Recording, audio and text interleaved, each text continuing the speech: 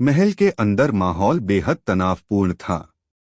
हर कोई चुपचाप अपने अपने कमरे में बैठा हुआ था, लेकिन हवा में जो खून की तरह गाढ़ा तनाव था वह हर किसी की सांसों में महसूस हो रहा था।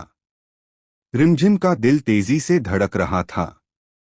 उसे पता था कि आज का दिन उसके लिए बहुत खास होने वाला है, क्योंकि आखिरकार वह उस घिनौनी साजिश को सबके सामने उजागर करने जा रही थी जो मोहिनी ने उसके और समीर के बीच रची थी।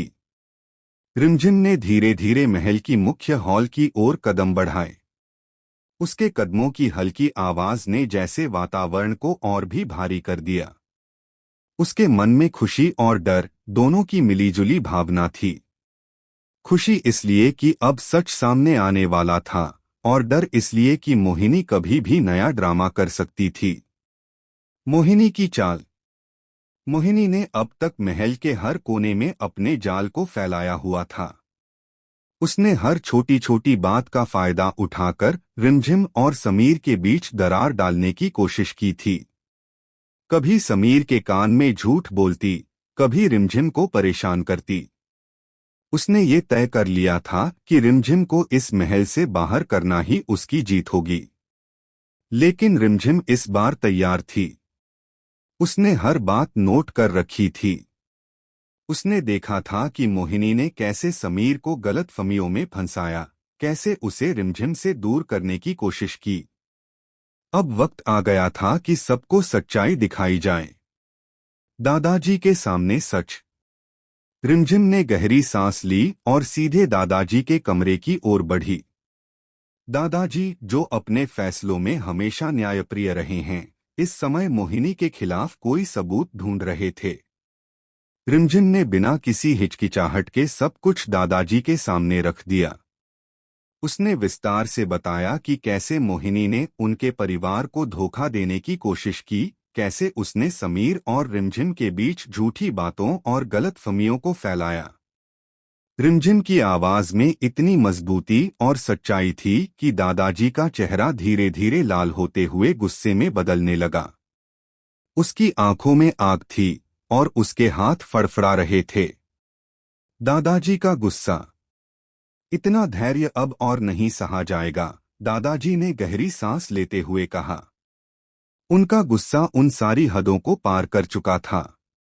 उन्होंने महल के भव्य दरवाजे की ओर देखा और बिना किसी झिझक के मोहिनी की तरफ बढ़े। इतना धैर्य अब और नहीं सहा जाएगा, दादाजी ने गहरी सांस लेते हुए कहा। उनका गुस्सा उन सारी हदों को पार कर चुका था। जैसे ही मोहिनी महल के बाहर धक्का खाकर गिर पड़ी, रिमझिम की आंखों में चमक और चेहरे पर संतोष झलकने लगा। उसके सारे प्लान सफल हो गए थे।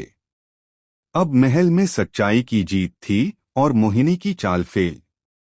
रिमझिम ने अपने आप से कहा, अंत में सच्चाई की जीत हमेशा होती है। महल का माहौल। महल के बाकी लोग जो इस पूरे नाटक को चुपचाप देख रहे थे, रिमझिम की बहादुरी और दादाजी के न्यायप्रिय गुस्से को देखकर हक्का बक्का रह गए। कोई नहीं सोच सकता था कि मोहिनी का असली चेहरा इतना काला और चालाक होगा। दर्शकों के लिए सवाल। अब सवाल ये है कि मोहिनी क्या वापस कोई नया प्लान बनाएगी या रिमझिम और समीर की जोड़ी को हमेशा के लिए चैन मिलेगा। इस ड्रामे में आगे क्या होगा, ये जानने के लिए दर्शकों को अगले एपिसोड का बेसब्री से इंतजार रहेगा। महल के अंदर हर तरफ सन्नाटा था। दीवारों पर लगे भव्य पेंटिंग्स और लाल गलीचे, जो हमेशा आलीशान महल की शान बढ़ाते थे, आज किसी अजीब तरह की बेचैनी का एहसास करा रहे थे। हर कोई चुपचाप अपने कमरे में था, लेकिन हवा में कुछ ऐसा घनीभूत तनाव था कि हर सांस में डर और उम्मीद दोनों घुली हुई लग रही थी। रिमझिम धीरे धीरे महल के मुख्य हॉल की ओर बढ़ रही थी। उसके कदमों की हल्की आवाज ने जैसे समय को रोक दिया हो। उसका दिल तेजी से धड़क रहा था। आज का दिन उसके लिए बेहद खास था, क्योंकि आखिरकार वह मोहिनी की असली चाल और उसकी साजिश सबके सामने उजागर करने जा रही थी। मोहिनी का चालाक खेल। मोहिनी ने महल के हर कोने में अपना जाल बिछाया हुआ था। उसने छोटी छोटी बातों का फायदा उठाकर समीर और रिमझिम के बीच दरार डालने की कोशिश की। कभी वह समीर के कान में झूठी बातें फुसफुसाती, कभी रिमझिम को परेशान करती। वह हमेशा अपने दिमाग में यही सोचती रही, रिमझिम को इस महल से बाहर निकालना ही मेरी जीत होगी। मैं हर बार उसे असुरक्षित और अकेला दिखाऊंगी। लेकिन रिमझिम तैयार थी। उसने मोहिनी की हर चाल को ध्यान से नोट किया था। उसने देखा था कि मोहिनी ने कैसे हर मौके पर उसे और समीर को अलग करने की कोशिश की। रिमझिम की योजना। रिमझिम ने अपने दिल को संभाला और दादाजी के कमरे की ओर बढ़ी। दादाजी, जो हमेशा अपने फैसलों में न्यायप्रिय रहे हैं, मोहिनी के हर कदम पर नजर रख रहे थे। रिमझिम ने हिम्मत जुटाई और दादाजी के सामने सब कुछ बयां कर दिया।